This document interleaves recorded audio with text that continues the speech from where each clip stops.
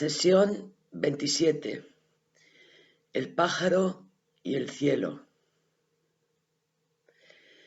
En esta sesión exploraremos la naturaleza de la conciencia que somos. La comprensión de la naturaleza de la conciencia contribuye enormemente al final del sufrimiento inútil.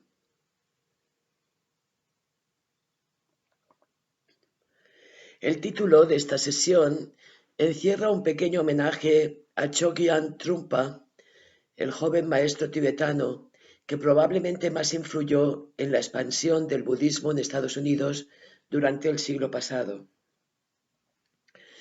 Cuenta la leyenda, numerosas veces contada por diferentes personas, que el maestro Chögyam Trungpa estaba impartiendo enseñanzas en Colorado, en América, y se produjo un acalorado debate en clase.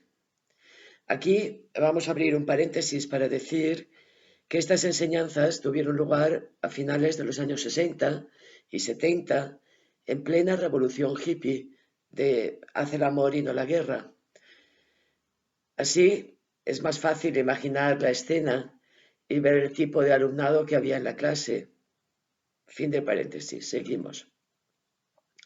Trungpa estaba intentando explicar a sus alumnos que ellos no eran ese personaje de su historia de éxitos y fracasos con el que cada cual se había identificado. Cuestionar la identidad asumida, aunque ésta sea una identidad neurótica, resulta muy incómodo, tanto entonces como ahora.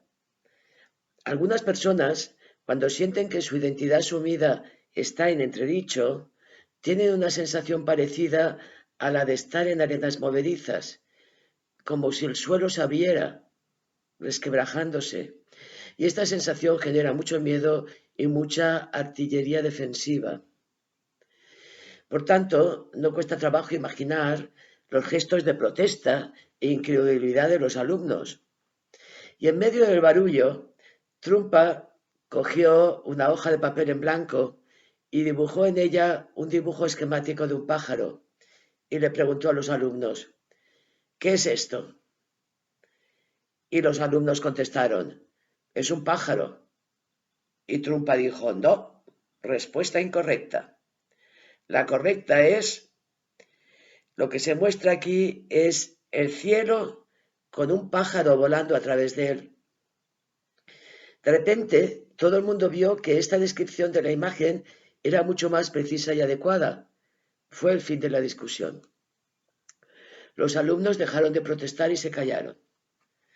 Habían comprendido el error que cometían: identificarse con el pájaro y olvidar que también son el cielo. En un contexto distinto, Gregory Bateson, el pensador que inspiró el movimiento sistémico, al menos en el marco de la terapia familiar y también la concepción ecológica de la mente y del cerebro, tuvo una discusión similar con sus alumnos aproximadamente en la misma época. En su caso, el ejemplo que utilizaba tenía que ver con cortar un árbol con un hacha. Él explicaba que para entender la acción de un hombre cortando un árbol con un hacha, había que adoptar un enfoque sistémico que nos ayudara a ver cómo el árbol y el hombre formaban un sistema. Cuando observamos la secuencia del hombre cortando el árbol, esto se ve muy claro. Vemos que el hacha, el brazo, los ojos, la posición del hombre, su distancia respecto al árbol, su fuerza y su pericia actúan en cada golpe sobre el árbol, y cada nuevo golpe tiene que tener en cuenta el resultado del golpe anterior. En realidad, al observarlo, se ve que cortar un árbol es un proceso sistémico. Sin embargo, el leñador dice: yo corto el árbol, como si fuera un pequeño Dios que pudiera actuar al margen del contexto, al margen del proceso sistémico. Esta forma de utilizar el yo es enormemente engañosa. Contribuye a ocultar las acciones reales y conduce a numerosos enredos mentales. Para salir de estos enredos, algunos psicólogos terapeutas han propuesto la noción del yo como contexto, pensando que de este modo ayudan a sus pacientes a darse cuenta de que no son sus pensamientos ni deben tomar literalmente lo que ocurre en el teatro de sus conciencias. Este trabajo está en concordancia con lo que los maestros budistas llevan años haciendo. En último término, la cuestión clave es darse cuenta de que todos los contenidos de conciencia requieren un espacio que los contenga y que la concepción de este espacio ha sufrido variaciones a lo largo de la historia. Por ejemplo, antes de la aparición de la escritura en Grecia, no existía la noción de mente. Tampoco se entendía que los individuos fueran individuales, es decir, distintos de los otros miembros del grupo. Entonces, en este marco, si no existía una noción de mente en la que situar las actividades mentales como recordar, pensar, sentir, etc., ¿cómo funcionaban? Bien, lo que sucedía era que las personas, en cierto modo, pensaban, sentían, recordaban, pero no lo concebían como actividades mentales. Las identificaban con el habla de los dioses. Así, los personajes de la Ilíada no sienten emociones como tales, porque para sentir emociones como tales hace falta tener cierta interioridad. Ellos sentían las emociones directamente en su cuerpo. Por ejemplo, decían, notó el corazón palpitante, o se le cortó el aliento, etc. De igual modo, no piensan, sino que escuchan la voz de un dios que les dice lo que tienen que hacer, como secuestrar a la princesa.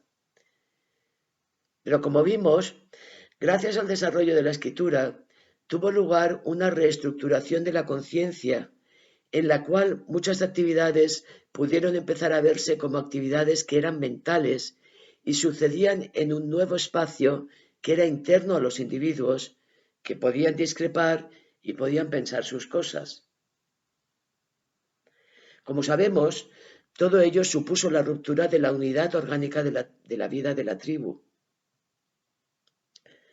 Mucho ha llovido desde que el viejo oráculo de Apolo impusiera a los griegos la tarea de conócete a ti mismo. Muchas de las cosas que en la Grecia antigua hacían los dioses, ahora las hacen los conceptos, como indica el físico, filósofo y escritor Juan Arnao. En otras palabras, es posible ver una continuidad entre los griegos antiguos y nosotros, o entre los antiguos en general, aunque no sean griegos, con los egipcios o los hindús, y nosotros. Si miramos la conciencia que conoce, es decir, la conciencia que somos, en lugar de si miramos los contenidos de conciencia. La conciencia que ve a través de tus ojos, la conciencia que está escuchando estas palabras, la conciencia que conoce, que está alerta, despierta y que es dinámica. Que es dinámica quiere decir que fluye y pasa de una cosa a otra sin problemas. Esta conciencia es infinitamente más amplia de lo que usualmente identificamos como yo. Y como con la viñeta del principio, no somos el pájaro, somos el cielo en el que está volando el pájaro. Y si uno ve que lo permanente en la propia vida es el cielo, todo cambia. Esta conciencia ha recibido muchos nombres. Los budistas la llaman conciencia oceánica o también naturaleza búdica, porque es vasta y profunda como el océano. Otras religiones utilizan otros nombres que acuden fácil a la mente. Los filósofos griegos lo llamaron logos o nous. Los románticos le llamaron espíritu, como en la fenomenología del espíritu de Hegel. Se podrían citar otros nombres o muchos más, pero lo relevante no es eso. Lo relevante es que con la práctica de la atención consciente se aprende a sentir el silencio y la quietud, la presencia consciente, que hay por debajo de las sensaciones cambiantes en el río de la vida.